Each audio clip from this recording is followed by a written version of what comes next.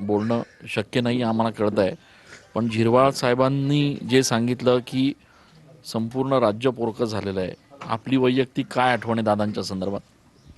बोलायसारखं काही ठेवलंच नाही दादाने. पांडुरंगाने तेवढा वेळ तरी टाळायला लागलो होतं. सगळ्याला पोरकं केलं. आम्ही सगळेच आज वाईट याच्यात पडलो, संकटात. मी माझ्या आई बापानंतर फक्त दादाला मानायचो. दादा माझ्यावर चिडले की दादा म्हणायचे. एकच मंगळवारी गेलो नाही झिरवाचा, आम्हाला म्हणे अरे हिरा म्हणा आला नाही.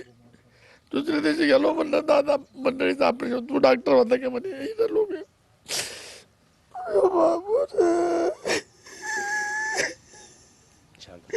पांडुरंगाने एवढी वेळ तरी येऊ द्यायला सांगितले.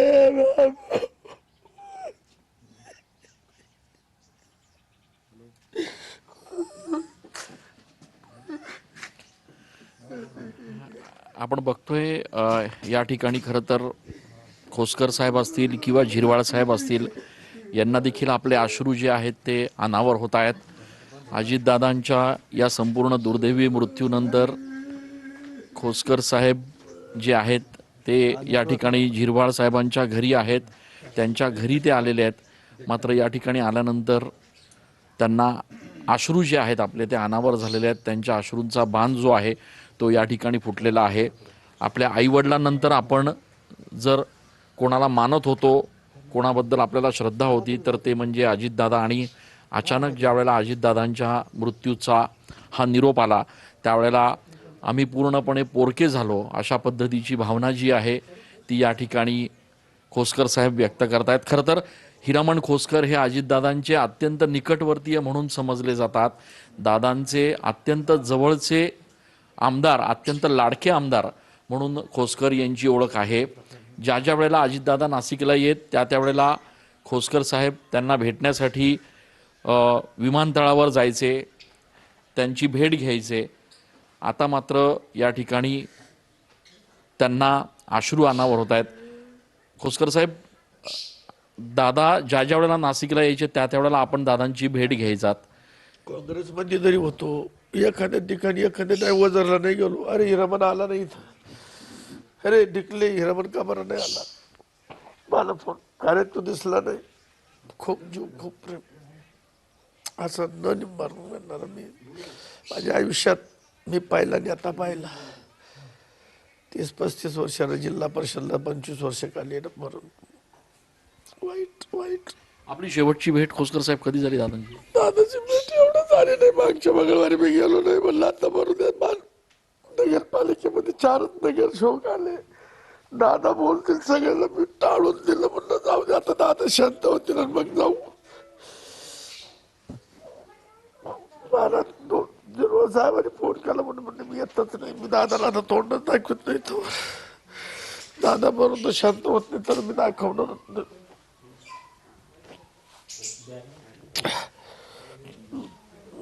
बीजेपी मग मला बादमध्ये उमेदवारी चालत गेली. भाऊसाहेब दादाला माहीत झालं. दादाने बोलून घेतलं मला, म्हणे का रे तू असं काय करतो रे हिरामन, तू इकडं आमदार तिकडं फोनला उभं करतो म्हणजे. दादाचा विषय सोडला, मी त्या मिनिटाला सोडून दिले.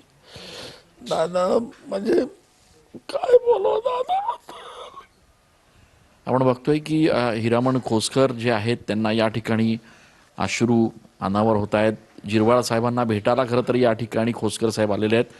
झिरवाळ साहेब, अत्यंत ही जी संपूर्ण परिस्थिती आहे, अशीच अवस्था आज राज्यभरातल्या राष्ट्रवादीच्या आमदारांची आहे. सगळीकडे आपल्याकडे वरती छतच राहिलेलं नाही आहे, पूर्णपणे पोरके झाल्याची भावना आहे ना. आता खोसकर साहेब, मला वाटतं परवापासून आम्ही एवढं समजवतो, पण शेवटी नाही त्या वेदना त्यांना सहन होत.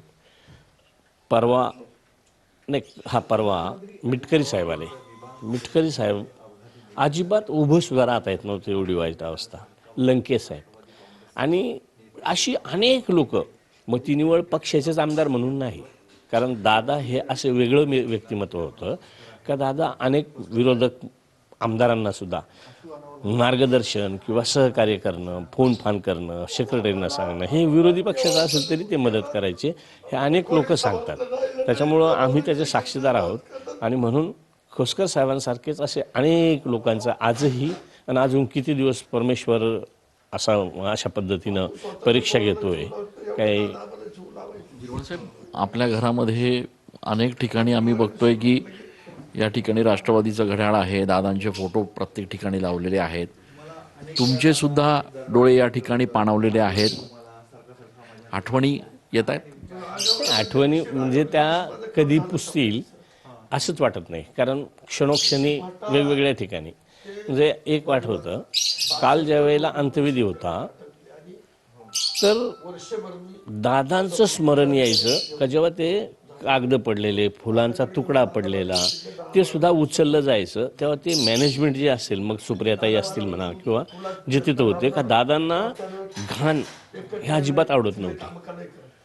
अक्षरशः CM साहेबांच्या तिथं किंवा कुठे दादा जाणार असतील तर दादा जाताना दादा येणार आहेत असं म्हणल्यावर पहिले रस्ता पाहायला जायचा, कुठं बाटली पडली का, कुठं कागद पडलेला आहे का. कारण दादाचा स्वभाव असा होता, स्टेजवर चढताना सुद्धा एखाद्या कार्यक्रमाच्या एवढा तुकडा जरी कागदाचा असेल तर स्वतः उचलणार, कोणावर रागावणार नाही.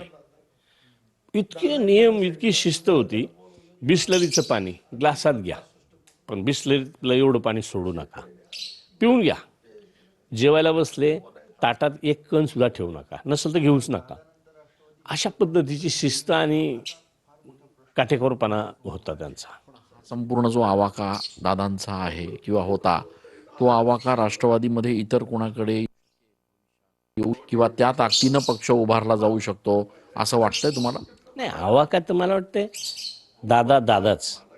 आवाका राष्ट्रवादीतच नाही तर आवाका कोणातच नाही एवढा, असं विरोधक सुद्धा म्हणायचे. का जर उरक म्हणायचं ठरला तर दादाशिवाय दुसऱ्याला उरक नाही. किंवा विनोदाने नेहमी म्हणायचे का विधानसभेत मी जेव्हा उपाध्यक्ष असताना 8-8:30 वाजता मी सभागृह चालू करायचो. जेव्हा 2 राष्ट्रवादी झाल्या तर आम्ही BSc होती, BScत विषय झाला तर अनेकांनी अशी चर्चा केली का बाबा 9 वाजता सुरू करा. तेव्हा मी उपाध्यक्ष नव्हतो, तेव्हा मी मंत्रीच होतो. तर नको म्हणे. जयंत पाटील बोलले का आता आमच्याजवळ एवढा लवकर उठणारा मंत्रीच कोणी नाही आहे का जो अध्यक्षांनी 9 वाजता सुरू केली तर एक मंत्री तरी लागतो. तर मग कोणत्याही पक्षाचा असला तरी चालतो, पण मंत्री कॅबिनेट लागतो. आणि दादा असे होते का कोणीच नसेल तरी ते एकटे असायचे आणि सभागृह चालवायचे.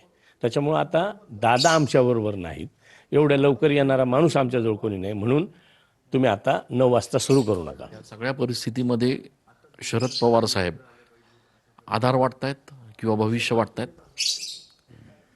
शेवटी आहेच ना, महाराष्ट्राला आजही साहेबांची प्रकृती इतकी गंभीर झाली तरी सुद्धा हे वेगळे जरी होते तरी काही ना काही आतून मार्गदर्शन असेल म्हणा किंवा सहकार्य एकमेकाला असेल, अशी जी चर्चा आहे ती खरी आहे ना. एक पवार साहेबांचं नाव म्हणूनही त्या ठिकाणी दादाला त्याचा सपोर्ट होता आणि म्हणूनसाठी पवार साहेब जेवढे त्यांना होईल तेवढा काळ तरी ते थांबणार नाहीत असं आमचं मत आहे. आपण बघतोय की या ठिकाणी झिरवाळ साहेब स्वतः भाऊक झालेले आहेत, त्यांना आपले अश्रू जे आहेत ते अनावर झालेले आहेत. दुसरीकडे हिरामण खोसकर साहेब हे देखील या ठिकाणी झिरवाळ साहेबांची भेट घेण्यासाठी आले आणि त्यावेळेला त्यांना देखील अश्रूंचा बांध जो आहे त्यांचा तो या ठिकाणी फुटलेला आहे. राज्यभरातले राष्ट्रवादीचे अनेक नेते असतील, कार्यकर्ते असतील, मंत्री असतील, यांना अजितदादा गेलेत आपल्यातून याचा आजही विश्वास पटत नाही आहे. एकमेकांना भेटून आता हे नेतेच एकमेकांचं सांत्वन करतायत.